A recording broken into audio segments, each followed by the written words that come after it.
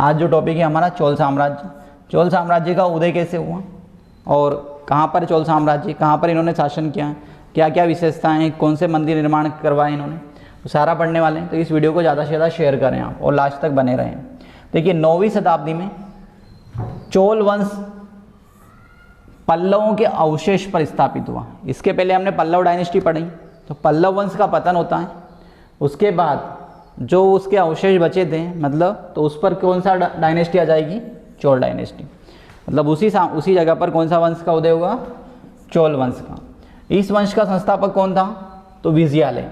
चोल वंश की नींव किसने रखी, विजयालय ने। 850 से 887 तक इसने शासन किया है और इसकी राजधानी क्या थी, तंजौर या तंजाऊ, ठीक है। इसकी राजधानी जरूर ध्यान रखना, राजधानी का नाम क्या है, तंजाई, तंजाउर या तंजौर, ठीक है। किसकी राजधानी थी ये, तो विजयालय की, ठीक है। चोल साम्राज्य का संस्थापक कौन हुआ, विजयालय। अब देखिए इसके बाद तंजौर का वास्तुकार कौन था, जो तंजौर नगर है उसका आर्किटेक्चर कौन रहा है, तो उसका आर्किटेक्चर है कुंजरमलन राजराज पेरुथच्चन। इसका नाम पीएससी में आया था, ठीक है। तंजौर नगर का वास्तुकार कौन था, विजयालय ने नरकेसरी की उपाधि धारण की और निसुम सुंदिनी देवी का मंदिर बनाया, ठीक है। अब देखिए जो विजयालय था उसने नरकेसरी की उपाधि धारण की और कौन सा मंदिर बनाया, निसुम सुंदिनी देवी का मंदिर बनाया। किसने बनाया है, तो विजयालय ने। चोल का स्वतंत्र राज्य किसने स्थापित किया, तो आदित्य प्रथम ने। चोल वंश में स्वतंत्र राजवंश की नींव किसने रखी, आदित्य प्रथम ने। जो विजयालय था वो उसका सामंत था पल्लवों का, ठीक है। और ये क्या हो गया, अब आदित्य प्रथम ये स्वतंत्र हो गया, अब ये किसी का सामंत नहीं है। इसके बाद देखिए पल्लवों पर विजय पाने के उपरांत आदित्य प्रथम ने कोदंडराम की उपाधि धारण की। अब देखिए जो आदित्य प्रथम था इसने चोल राजाओं को हरा दिया, पल्लव राजाओं को हरा दिया और चोल डायनेस्टी को स्वतंत्र करवा लिया। यहीं से चोल डायनेस्टी की वास्तविक नींव स्टार्ट होगी। और इसने कौन सी उपाधि धारण की, उसके बाद कोदंडराम की उपाधि धारण की। अब देखिए इसके बाद आगे बढ़ते हैं। तकोल्लम के युद्ध में राष्ट्रकूट नरेश कृष्ण तृतीय ने परांतक को पराजित कर दिया और युद्ध में परांतक फर्स्ट का बड़ा बेटा राजादित्य मारा गया और राजराज प्रथम ने श्रीलंका पर आक्रमण किया। अब देखिए राजराज प्रथम इस वंश का एक पावरफुल राजा हुआ है और राजराज प्रथम ने किस पर आक्रमण किया, श्रीलंका पर। और श्रीलंका के जो राजा थे महिम पाँच, श्रीलंका के राजा का नाम क्या था, महिम पाँच। तो उसको भागकर कहाँ शरण लेना पड़ेगी, श्रीलंका के दक्षिण जिले रोहण में, ठीक है। रोहण में उसको शरण लेना पड़ती, किसको, महिम पाँच को। जो महिम पाँच कौन था, तो श्रीलंका का राजा था। और श्रीलंका को क्या करेगा, ये राजराज प्रथम भारत में मर्ज कर लेगा, ठीक है। मतलब उसके राज्य में तमिलनाडु में मर्ज कर लेता है। अब देखिए राजराज ने श्रीलंका के विजित प्रदेशों को चोल साम्राज्य में मिला लिया, मतलब चोल साम्राज्य के पार्ट बना लिए और उसका नाम रखा उसने मुंडी चोल मंडलम। श्रीलंका का उसने क्या नाम रख दिया, जो क्षेत्र उसने जीता था उसका मुंडी चोल मंडलम। और इसकी राजधानी क्या थी, पोलनारुवा, इसकी राजधानी बनाया, ठीक है। और राजराज प्रथम कौन से धर्म का अनुयायी था, तो शैव धर्म का। ये शैव धर्म को मानता था राजराज प्रथम, ठीक है, शैव का अनुयायी था। भारत में पहले ज़्यादातर राजा शैव धर्म के अनुयायी हुए, शैव और वैष्णव के। इसने तंजौर में राजराजेश्वर मंदिर बनाया। ये मोस्ट इंपॉर्टेंट मंदिर है, कई बार पूछा जाता है कि तंजौर का राजराजेश्वर मंदिर किसने बनाया, तो राजराज प्रथम ने तंजौर का राजराजेश्वर मंदिर बनाया। चोल साम्राज्य का विस्तार, चोल साम्राज्य सबसे ज़्यादा विस्तार किसके शासनकाल में हुआ, तो राजेंद्र प्रथम के शासनकाल में। राजेंद्र प्रथम ने चोल साम्राज्य का सबसे ज़्यादा विकास किया, सबसे ज़्यादा फैलाया इसको साम्राज्य को। शासनकाल में हुआ, बंगाल के पाल शासक महिपाल को इसने हरा दिया था। किसको हराया था, राजेंद्र प्रताप ने। तो पाल नरेश महिपाल को हराया, पराजित कर दिया। ने के बाद राजेंद्र प्रथम ने गांगे कोंड चोल की उपाधि धारण की, ठीक है। और अपनी राजधानी गंगे कोड चोलपुरम के निकट चोल गंग में एक विशाल तालाब बनाया उसने। क्या करा उसने, एक तालाब बनाया। क्यों बनाया तालाब, क्योंकि उसने पाल नरेश महिपाल को हरा दिया था, ठीक। उस समय पश्चिम बंगाल में किसका शासन था, बंगाल में, तो महिपाल का। उसकी पराजय हो गई वहाँ पर, उसको हरा देता है और ये जब विजय होता है तो उस उपलक्ष्य में एक तालाब बनाता है। अब देखिए राजेंद्र सेकेंड ने पर केसरी एवं वीर राजेंद्र ने राज्य की उपाधि धारण की, ठीक है। वीर राजेंद्र ने राजा की उपाधि धारण की। और चोल वंश का अंतिम राजा कौन रहेगा, तो राजेंद्र तृतीय। चोल वंश का अंतिम राजा कौन हुआ? राजेंद्र दत्ती। इसके बाद इस वंश का पतन हो जाता है। चोलों एवं पश्चिम चालुक्यों के बीच शांति स्थापित। देखिए चोल और चालुक्य दोनों के बीच में युद्ध चल रहे थे लगातार, तो ये दोनों के बीच में शांति स्थापित करने का कार्य कौन करेगा? तो गोवा में उस समय कदम वंश का शासन था। कौन सा वंश था? कदम वंश। और उस वंश का शासक कौन था? जयकश प्रथम।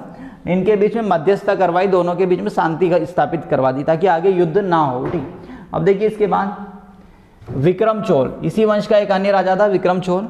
अब उसने क्या करा? एक तो वहाँ पर बहुत लंबे समय तक अकाल पड़ गया, तो अभाव और अकाल से ग्रस्त गरीब जनताओं से, ठीक है, राजस्व बढ़ा दिया, राजस्व वसूला और चिदम्बरम मंदिर का विस्तार करवाया। चिदम्बरम मंदिर का बहुत ज़्यादा इसने डेवलपमेंट करवाया। ठीक, अब इसके बाद जो उसका उत्तराधिकारी बनता है कलोतुंग द्वितीय। कौन है ये? कलोतुंग सेकंड ने चिदम्बर मंदिर में गोविंदराज, किसकी मूर्ति है? गोविंदराज की मूर्ति।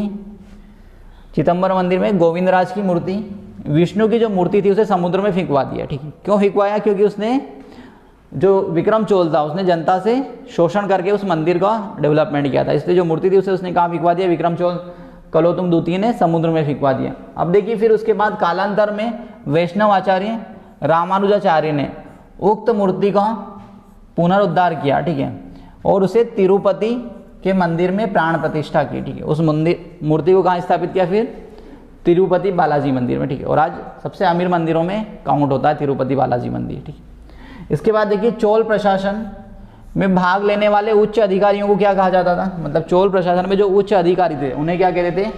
पेरुंद्रम। क्या कहते थे? पेरुंद्रम। और निम्न श्रेणी के अधिकारी को क्या कहते थे? सेरुंद्रन। सेरुंदरन कहा जाता था उन्हें। ठीक है, अब देखिए लेखक को उच्च अधिकारियों को उड़न कुटम कहते थे। क्या कहते थे? उड़न कुटम कहा जाता था, जो उच्च अधिकारी होते थे जो लिखने का कार्य करते थे राजा के दरबार में। ठीक है, अब देखिए जिसका अर्थ होता है सदा राजा के पास रहने वाला। जो ये वर्ड है उड़न कुटन का मीनिंग क्या होगा? सदा राजा के पास रहने वाला, मतलब वो राजा के साथ ही रहते थे।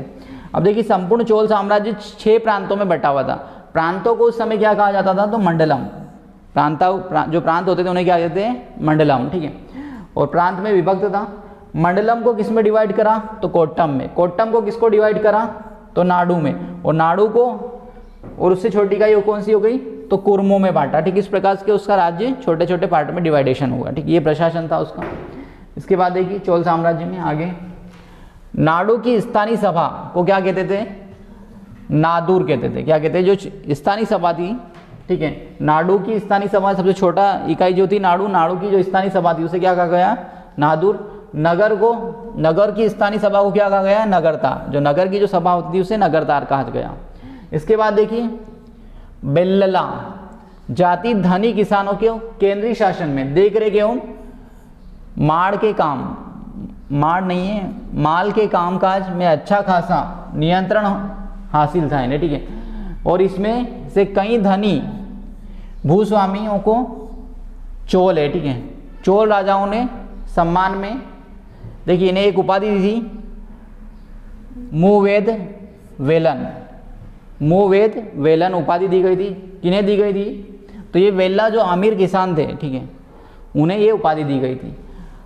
3 राजाओं को अपनी सेवा प्रदान करने वाले वेल्लन या किसान और अराइवार प्रधान जैसी उपाधियां दी। उन्हें महत्वपूर्ण राजकीय पद भी सौंपे गए। ठीक है, जो राजा थे, जो 3 राजाओं की लगातार सेवा करते थे, उन्हें राज्य में बहुत ही महत्वपूर्ण पद दिए जाते थे। स्थानीय स्वशासन चोल साम्राज्य की मुख्य विशेषता।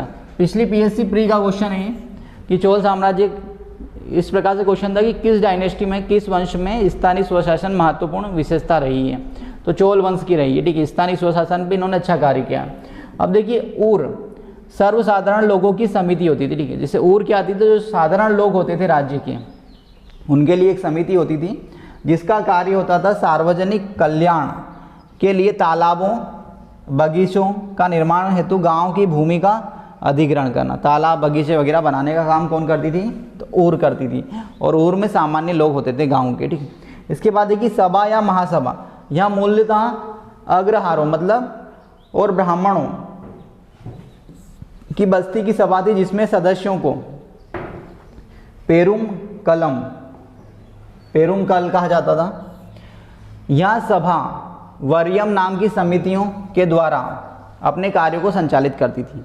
सभा की बैठक गांव के मंदिरों के निकट वृक्ष के नीचे तालाब के किनारे होती थी, ठीक है। जो सभा होती थी वो गाँव में, ये तो वृक्ष के नीचे होगी या तालाब के किनारे होगी, ठीक है। और व्यापारी की सभा को नगरम कहते थे। जो व्यापारी होते थे, जो व्यापारी नगर के, उनकी जो सभा होती थी उसे क्या कहते थे? नगरम। चोल काल में भूमि कर कितना था? तो उपज का 1/3 भाग, ठीक है। जैसे जो उत्पादन हुआ उसका कितना ले रहे थे वो? तो 1/3 भाग भूमि कर लिया जाता था। गांव में कार्य समिति की सदस्यता के लिए वेतनभोगी कर्मचारी रखे जाते थे, उन्हें मध्यस्थ कहते थे। अब देखिए, ब्राह्मणों को दी गई कर मुक्त भूमि, जो ब्राह्मणों को कर मुक्त भूमि दी जाती थी उसे क्या कहते थे? तो उसे कहते थे चतुर्वेदी मंगलम। क्या कहते थे उसे? चतुर्वेदी मंगलम, जो ब्राह्मणों को कर मुक्त दान में दी गई भूमि को, ठीक है। और भूमि ब्रह्मदेव कहलाती थी। क्या तो चतुर्वेदी मंगलम कहते थे, या फिर और जो दान में दी गई भूमि है उसे क्या कहेंगे? तो ब्रह्मदेव, ठीक है। इसके बाद देखिए, चोल सेना का सबसे संगठित अंग कौन था? तो पदाती था, ठीक है। पदाती सेना थी, ठीक है। चोल काल में कलंजू, कलंजू सोने का सिक्का था। ये बहुत ही महत्वपूर्ण सिक्का था कलंजू। इसकी वैल्यू विदेश में भी थी, ठीक है। विदेश में भी चलता था, ठीक है। विदेश में भी मान्य सिक्का था कलंजू। कई बार पूछा जाता है कि भारत का निम्नों में से कौन सा सिक्का विदेश में भी मान्य था? तो कलंजू सिक्का जो भारत में तो चलता ही था, पर भारत के साथ साथ विदेश में भी ये सिक्का मान्य था। और ये किसका था? तो सोने का था। तमिल कवियों में जे गोंदर प्रसिद्ध कवि था, ठीक है। कलोतुम प्रथम के राजकवि थे। जय गोंदर किसके राजकवि थे? तो कलोतुम प्रथम के राजकवि थे। और उसकी रचना है कलिंग तूपणी। इसके बाद देखिए, आगे बढ़ते हैं, ये महत्वपूर्ण है। कंबन, आठ कुट्टन और पुगलेदी तमिल साहित्यकार थे। ये तीनों क्या हैं? पुगलेदी, ये तीनों तमिल साहित्यकार हैं। और यहीं पर कन्नड़ साहित्यकार की बात करेंगे तो पंप, पौन, रन, ये कन्नड़ भाषा के साहित्यकार हुए। ये 3 तमिल के साहित्यकार हुए और 3 किसके साहित्यकार हुए? कन्नड़ भाषा के, ठीक। अब देखिए, पर्सी ब्राउन, देखिए राजराज प्रथम ने कौन सा मंदिर बनाया था? तो राजराजेश्वर मंदिर बनाया था। उस मंदिर के बारे में पर्सी ब्राउन ने क्या कहा है? तंजौर में बृहदेश्वर, वही जो राजराजेश्वर का मंदिर है उसे ही बृहदेश्वर मंदिर भी कहा जाता है। तो बृहदेश्वर मंदिर के विमान को भारतीय वास्तुकला का निकास माना जाता है। मतलब कि यहाँ से क्या हो गया कि भारत की जो वास्तुकला थी, जो आर्किटेक्चर था, उसका पतन स्टार्ट हो जाता है। निकास का मतलब होता है कि वो नष्ट पतन की ओर जा रही है। इसके बाद देखिए, चोल संस्कृति, चोलकालीन नटराज की प्रतिमा को चोल संस्कृति का सार या निचोड़ कहा जाता है। नटराज की मूर्ति देखी होगी आपने, तो वो किसकी मूर्ति है? चोल संस्कृति के द्वारा बनाई गई, चोल राजाओं के द्वारा बनाई गई थी उस समय। चोल डायनेस्टी में डेवलप हुई है, बनी मूर्ति है। चोल कांस्य प्रतिमा संसार की उत्कृष्ट कांस्य प्रतिमाओं में गिनी जाती। जो उस समय कांस्य की जो मूर्ति बनाई जाती थी चोल साम्राज्य में, वो विश्व की सर्वश्रेष्ठ कांस्य की मूर्तियों में गणना होती है उनकी। अब देखिए, सेव संत इसनाई शिवा पंडित राजेंद्र प्रथम के गुरु थे, ठीक है। इसके बाद देखिए, चोल काल 10वीं सदी का सबसे महत्वपूर्ण बंदरगाह कौन सा था? तो कावेरीपट्टनम। ये बंदरगाह पूछा जाता है कि चोल काल का सबसे महत्वपूर्ण बंदरगाह कौन सा था? तो कावेरीपट्टनम चोल काल का सबसे महत्वपूर्ण बंदरगाह था।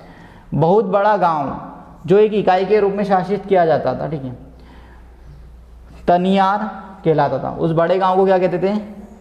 तनियर, ठीक है।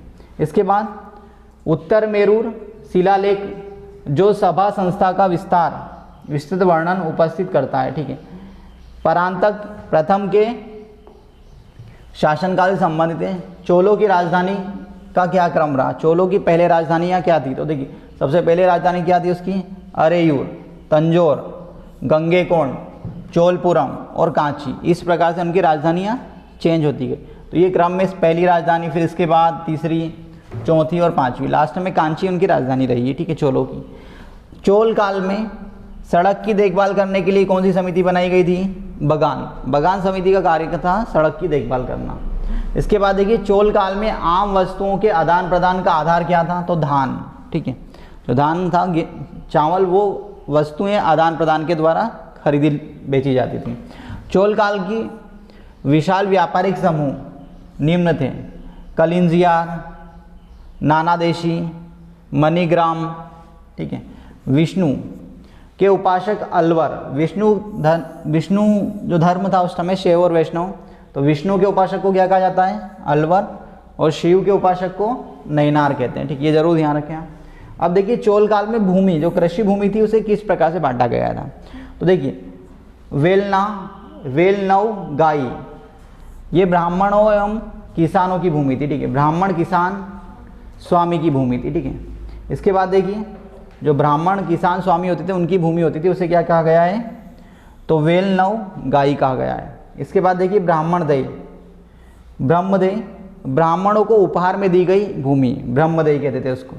सालाभोग, विद्यालय के रखरखाव के लिए दी गई भूमि को सालाभोग कहा गया है। देवदान, मंदिरों के लिए दी गई दान में भूमि। ठीक है, इसके बाद है पल्ली चट्टम चदम, ये जैन संस्थाओं को दी गई दान में भूमि। ठीक है, तो ये क्या है, इनकी भूमियों को इन्होंने इस प्रकार से डिवाइडेशन करके रखा था। इसके बाद देखिए आगे, अब देखिए गजनी सुल्तान महमूद, जो गजनी सुल्तान था उसने किसके शासनकाल में अटैक किया था भारत में, सुल्तान महमूद ने, तो राजेंद्र प्रथम के शासनकाल में भारत पर आक्रमण हुआ था। ठीक, तो ये चोल डायनेस्टी हो गया आपका। इस वीडियो को आप ज़्यादा से ज़्यादा शेयर करें, और चैनल पर अगर आप नए हैं तो चैनल को सब्सक्राइब ज़रूर करें। Thank you.